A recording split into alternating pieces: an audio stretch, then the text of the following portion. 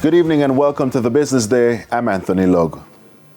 Jamaica's trade deficit narrowed slightly for the period January to November 2024, according to the latest trade data. Total imports for the 11-month period stood at $6.7 billion, reflecting a 4% decline compared to the same period in 2023. On the export side, Jamaica recorded total exports of $1.7 billion, a decline of 8.6% compared to the corresponding period for 2023.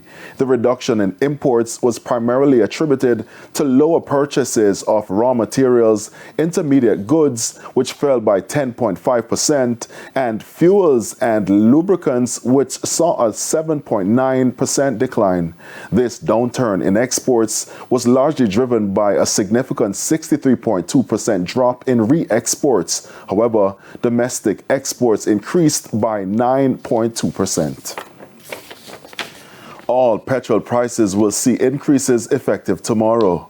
Each liter of 87 gasoline and 90 gasoline will be increased by $1.75. Diesel will see $2.15 being added, while ultra-low sulfur diesel will go up by $2.15. Kerosene will be increased by $3.06. Will decrease by $3.06 less. The cost of propane will, however, move up by $3.06, while butane will see 33 cents being added to last week's price. Each petrol station will make their adjustments to the extra refinery rate offered by Petrojam.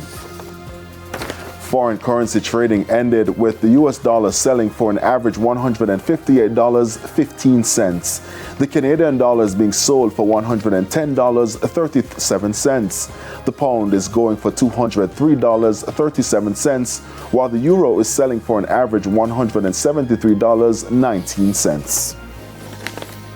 The JSE index declined by 680 points, while the junior market index declined by 17 points.